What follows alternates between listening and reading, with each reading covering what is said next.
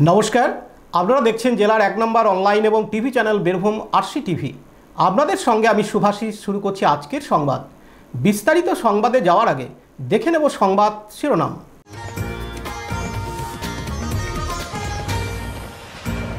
Poster ছেঁড়াকে কেন্দ্র করে উত্তেজনা সিউড়িতে।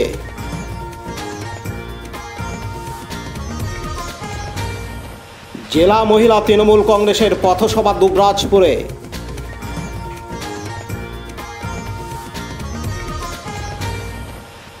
পাম্পিং স্টেশনের সামনে বিক্ষোভ জমির মালিকদের বোলপুরে।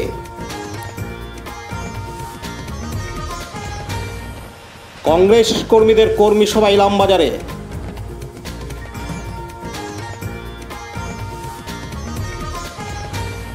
24 প্রহর হরিনাম সংকীর্তন রাজনগর ব্লকের তাঁতিপাড়ায়।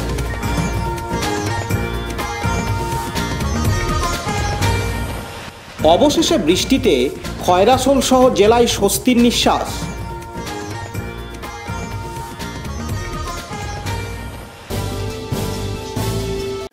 আজ মঙ্গলবার 25 এপ্রিল সিউড়ি থানার অন্তর্গত সিউড়ি পৌরসভার 18 নম্বর ওয়ার্ডে তৃণমূল কংগ্রেসের যে দলীয় কার্যালয় রয়েছে সেখানে অনুব্রত মণ্ডলের পোস্টার ছেঁড়াকে কেন্দ্র করে উত্তেজনা দেখা যায়।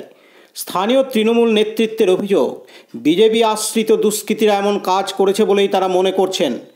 ঘটনার পরিপ্রেক্ষিতে স্থানীয় তৃণমূল নেতৃত্বের তরফ থেকে সিউড়ি থানার পুলিশকে খবর দেওয়া হয়েছে এবং সিউড়ি থানার পুলিশ ঘটনাস্থলে গিয়ে তদন্ত শুরু করেছেন।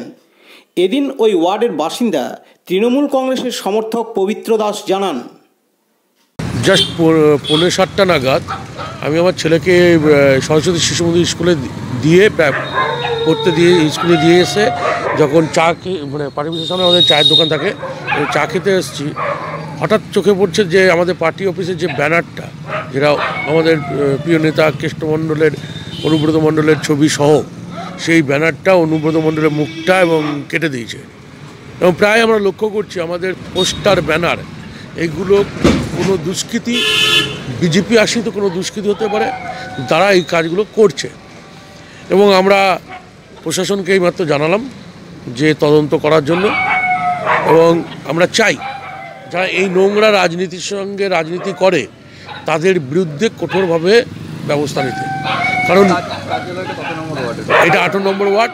আমরা মনে করি যে কোনো পতাকা ছেড়ে তৃণমূলের পতাকা ছিঁড়ে বা পুড়িয়ে তৃণমূলকে মোছা যাবে না। এইগুলো কিছু দুষ্কৃতী আছে যারা এই সঙ্গে যুক্ত এবং অপোনেন্ট পার্টি এইগুলো করে কিছুটা আনন্দ পায়।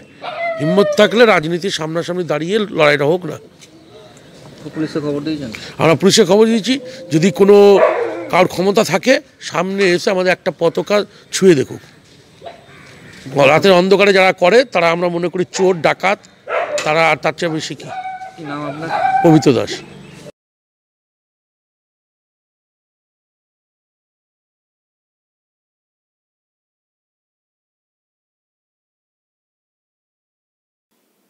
পার্থ দাসের report, Birbhum RC TV, Suri. Birbhum জেলা মহিলা তৃণমূল কংগ্রেসের ডাকে গতকাল সোমবার 24 এপ্রিল একটি পথসভার আয়োজন করা হয় বিকেল 4টেই দুবরাজপুর পথিকৃৎ ময়দানে। সৌজন্যে ছিল দুবরাজপুর শহর তৃণমূল কংগ্রেস কমিটি। এই অনুষ্ঠানে উপস্থিত ছিলেন নদিয়া জেলার জেলা পরিষদের সভাধিপতি রিক্তা কুণ্ড, সঙ্গে ছিলেন সিউড়ির বিধায়ক তথা বীরভূম জেলা পরিষদের সভাধিপতি বিকাশ রায়চৌধুরী, জেলা তৃণমূলের সহসভাপতি মলয় মুখোপাধ্যায়, তৃণমূলের দুবরাজপুর ব্লক সভাপতি ভোলানাথ মিত্র, তৃণমূলের খয়রাসোল ব্লক সভাপতি কাঞ্চন অধিকারী, দুবরাজপুর পৌরসভার chairman Piyush Pandey, vice chairman Mirza Shaukat Ali, জেলা পরিষদের সদস্যা আঁখি অধিকারী সহ জেলা মহিলা তৃণমূল কংগ্রেসের নেতৃত্ববর্গ। এদিন নদিয়া জেলার জেলা পরিষদের সভাধিপতি রিক্তা কুণ্ডু তার বক্তব্যে জানান, বৃষ্টির থেকে বড় ভয় আমাদের সামনে আছে। তুচ্ছ এক ফোঁটা বৃষ্টিকে ভয় করলে চলবে না। নরেন্দ্র মোদী আর অমিত শাহ যে মাটিতে দাঁড়িয়ে মমতা বন্দ্যোপাধ্যায়ের বিরুদ্ধে কথা বলে, আমরা সেই মাটিতে দাঁড়িয়ে বলতে চাই, আমরা বাংলা নারী সমাজ, আমরা গর্জে উঠবো একসঙ্গে। স্বামী বিবেকানন্দ বলেছিলেন, রাজা দিলে ভারত ললনা, এ ভারত জাগে না জাগে না।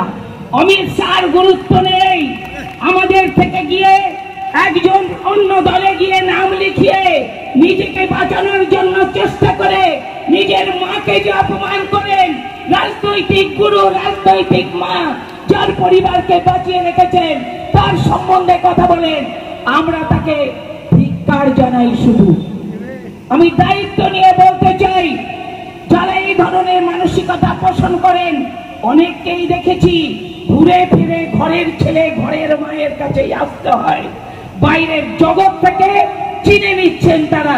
চিনবেন, সময় আসবে, অপেক্ষা করছি আমরা। আমি অনেক পশ্চিমবাংলায় মাননীয় মুখ্যমন্ত্রী কি করেছেন বাংলার মানুষের সামনে বলতে হয় না, প্রতিটি ঘরে ঘরে। লালটু মুখার্জির report, Birbhum RC TV, Dubrajpur.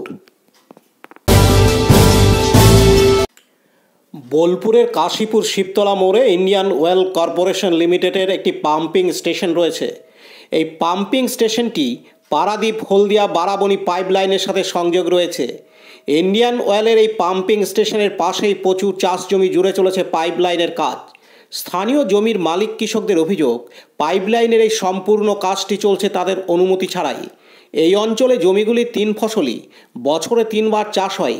সেই সোনার ফসল ফোটানো জমিতেই অনুমতি না নিয়ে কেটে নষ্ট করে দেওয়ার অভিযোগ উঠেছে। খুব স্বাভাবিকভাবেই কাজ বন্ধ করে দিন পাম্পিং স্টেশনের সামনে বিক্ষোভে নামলো জমির মালিকরা। জমির মালিকদের দাবি, বছরে 3 বার চাষ হয় এই জমিগুলিতে। যার যা জমি আছে পরিমাণ মতো 3 বার চাষের টাকা দিতে হবে সংশ্লিষ্ট কর্তৃপক্ষকে, না হলে কাজ বন্ধ করে দেওয়া হয়েছে, বন্ধ থাকবে। লাগাতার এই আন্দোলন কর্মসূচি চালিয়ে যাবেন তারা। তবে ঘটনার খবর পেয়ে আসে বোলপুর থানার পুলিশ। এদিন জমির মালিক চন্দন দে জানান, হ্যাঁ দাদা, কি অভিযোগ? আমাদের অভিযোগ হচ্ছে আমাদেরকে ল্যান্ড সমান করে দেয়নি। আমাদের যে প্লটগুলো আছে কাজ করার পর আবল তাবল হয়ে আছে, যেগুলো ড্রেসিং না করে দিলে আমরা চাষ করতে পারছি না। এবং 1 বছর ধরে এরকম করে ওরা চলে গেছে। আমাদের ফসলের পয়সাও দেয়নি এবং জমি সমানও করে দেয়নি। আমাদের জমি সমান করে দিক, ফসলের পয়সাটা 1 বছরে যেটুকু হয় সেটুকু দিক, তারপরে আমরা কাজ করতে দেবো। কারা করছে এটা?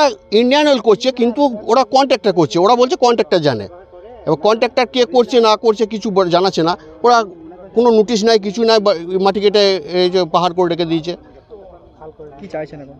এখন চাইছি আমাদের জমি সমান করে দিক, আমাদের ন্যায্য পাওনা যেটা পয়সা, 3টে ফসলের পয়সা আমাদেরকে দেখ, আমাদের জমি সমান করে দেখ, আমরা কাজ করতে দেবো। এবং এই যে কেটেছে এর জমির ফসলের পয়সা দিক, কাজ করুক। যদি না মানা হয় দাবি কি করবেন? না দামি হলে আমাদের আন্দোলন চলবে, আমরা কাজ করতে দেবো না। আমার নাম চন্দন দে। পাশাপাশি চাষি শেখ ইউসুফ বলেন, দাদা কি অভিযোগ তোমাদের? অভিযোগ হচ্ছে দাদা আমাদেরকে উইদাউট পারমিশন জমিটা মাটি কেটেছে। আমি ওদের আইসলের লোককে বললাম যে দাদা আপনার জমিটা কেন কাটলেন? আমাকে তো কোনো চিঠি করলেন না, নোটিশ করলেন না, ফোন করলেন না। হ্যাঁ, তা ওনারা বললো না ব্যাপারটা আমরা জানতে পারিনি, আমাদের ভুল হয়ে গেছে। আইসলের লোক আইসি ওনাদেরকে একটু গাল দিল।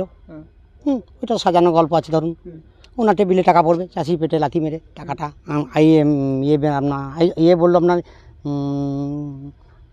পুলিশটা কি আইসি বললো যে দাঁড় করিয়ে আমি দাঁড়িয়ে থাকো, কাজ করিয়ে দেবো। স্যার এটা করতে পারেন না। আইসলের সঙ্গে লেনদেন হবে চাষিকে পেমেন্ট দিয়েছে 20,500 টাকা, কোথাও শতক, কোথাও দিয়েছে 50,000 টাকা শতক, মহিতাপুরে 3 শতক জায়গা 37 লক্ষ টাকা।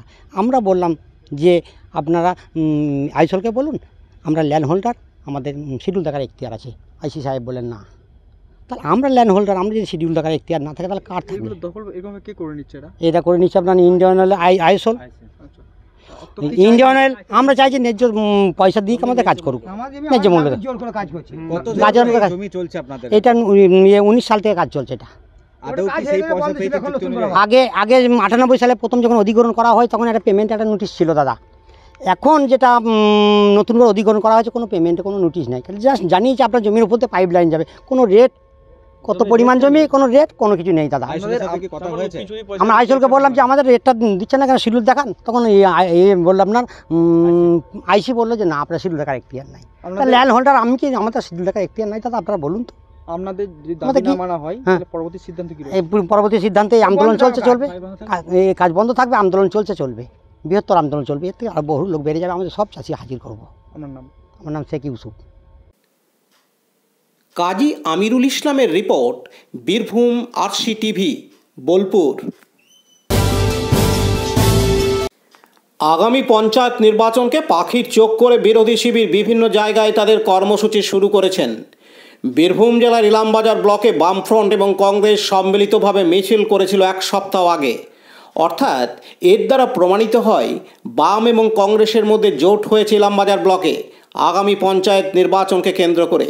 তাই আজ মঙ্গলবার 25 এপ্রিল ইলামবাজার ব্লকের জাতীয় কংগ্রেসের কার্যালয়ে কংগ্রেস কর্মীদের ডেকে পঞ্চায়েত নির্বাচনে দলীয় কর্মীদের চাঙ্গা করতে একটি কর্মী সভার আয়োজন করা হয় এবং কর্মী সভায় কর্মীদের ঈদের শুভেচ্ছাও দেওয়া হয়। ইলামবাজার ব্লকের কার্যকারী সভাপতি শেখ নাজিমুদ্দিন এই কর্মী সভায় পৌরোহিত্য করেন।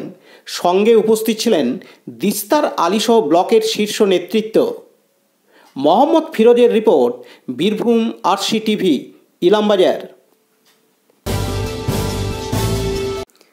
বীরভূমের রাজনগর ব্লকের অন্তর্গত তাঁতিপাড়া হাটতলা ভক্তবৃন্দের পরিচালনায় হাটতলায় আজ মঙ্গলবার 25 এপ্রিল থেকে শুরু হলো 24 প্রহরব্যাপী অখণ্ড হরিনাম সংকীর্তনের।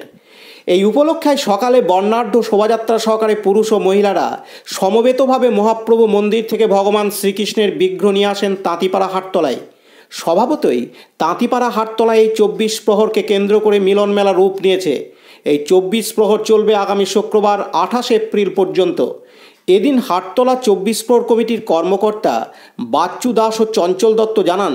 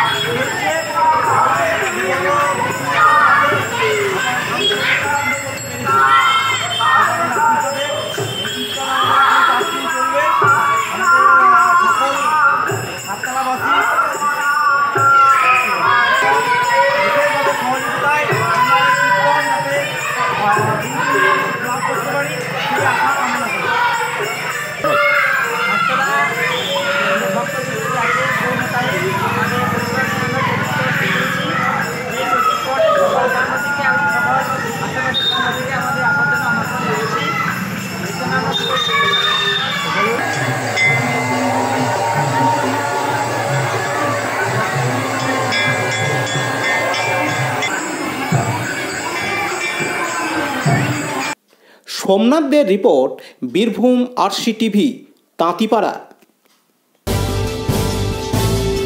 দীর্ঘ কয়েক মাস হয়নি বৃষ্টি, বীরভূমের অধিকাংশ এলাকায় হয়নি ধান চাষ। বাড়িতে ছিল না গরুর খাবারের খড়, মাঠে ছিল না ঘাস, মাথায় হাত পড়েছিল গোপালকদের। অন্যদিকে বিগত কয়েকদিন খয়রাসোট এলাকায় তাপমাত্রা ছিল 44 ডিগ্রি সেলসিয়াস। সকাল 10টার পর বাড়ি থেকে বাইরে যাওয়া দুর্বিষহ হয়ে উঠেছিল। অবশেষে গতকাল সোমবার 24 এপ্রিল বৈকাল 4:30 নাগাদ কালো মেঘ, বজ্রপাত এবং বিদ্যুতের ঝলকানির সাথে নামলো ঝমঝমে বৃষ্টি। হয়তো কয়েকদিনের জন্য হলেও স্বস্তির নিঃশ্বাস পাবে মানুষেরা ও গরু বাছুরেরা। বিপিন পালের রিপোর্ট, বীরভূম আরসি টিভি, খয়রাসোট। আজকের সংবাদ এই পর্যন্ত। পরবর্তী সংবাদের জন্য চোখ রাখুন বীরভূম আরসি টিভির পর্দায়। নমস্কার।